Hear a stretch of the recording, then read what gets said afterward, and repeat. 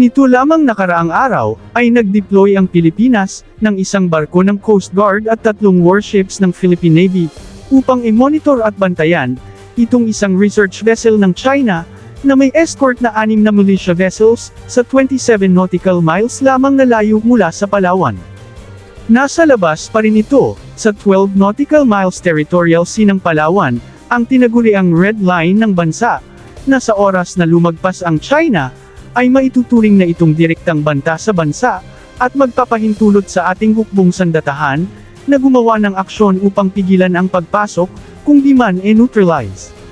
Sa ngayon, mahigpit na minomonitor ng Philippine Coast Guard at Philippine Navy, ang ginawang aktibidad na ito ng China, at nakaabang lamang na hindi pumasok sa ating territorial sea.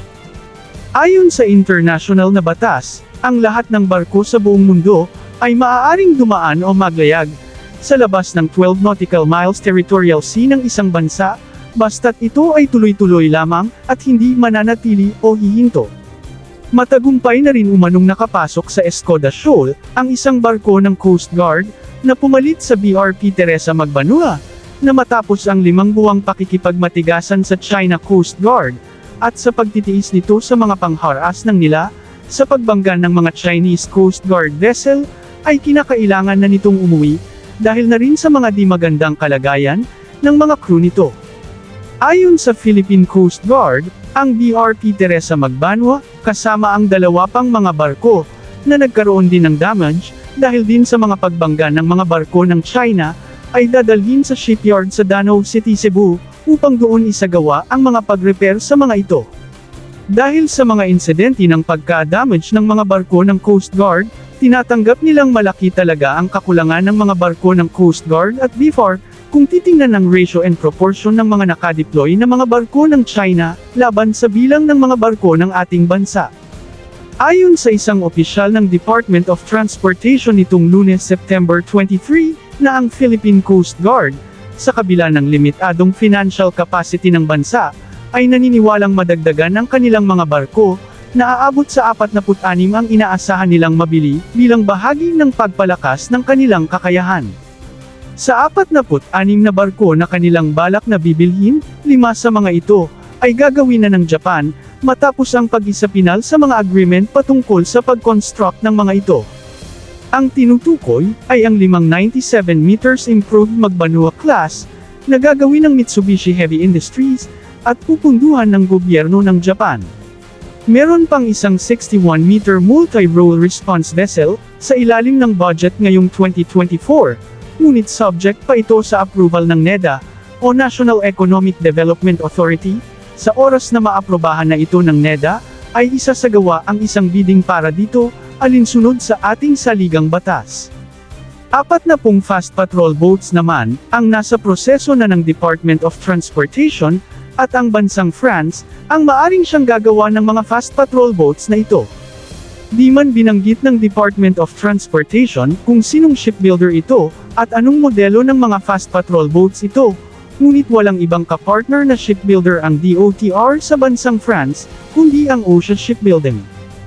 Ang shipbuilder na ito, ang siyang gumawa, sa 4 na 24-meter fast patrol boats ng Philippine Coast Guard, na nakabase sa FTB-72 fast patrol boats design ng OSHA, na na-deliver noong 2014. Kung ito nga ang modelo ng 40 na fast patrol boats, ito ay nangangahulugang ito ay i-deploy sa mga littoral area ng ating bansa, dahil di ito dinesinyo, sa mga karagatang may malalaking mga alon.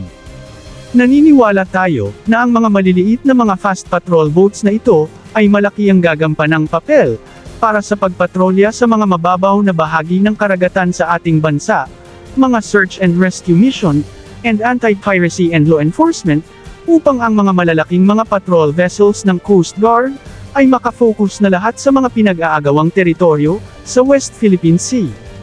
Medyo marami ang nagtaas ng kanilang kilay, dahil sa bakit umano sa France pabibilhin ng mga ganitong maliit lamang na mga fast patrol boats, gayong kaya naman itong gawin dito sa Pilipinas, at mayroon naman tayong mga local shipbuilders. Ayon sa Coast Guard, ang pagbili na ito sa foreign shipbuilders, ay strategy pa rin ng bansa, para sa ating self-reliance defense posture.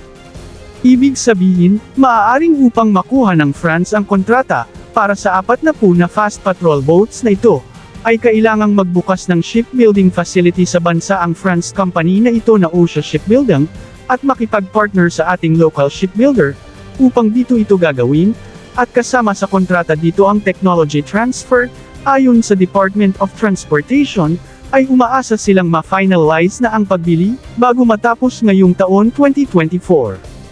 Inamin ng Philippine Coast Guard, at ng Department of Transportation, na malaki ang kakulangan ng ating mga barko, kaya ang ating bansa ay nagsisikap na mapunan ang lahat ng mga pangangailangan, sa kabila ng kakulangan pinansyal ng bansa.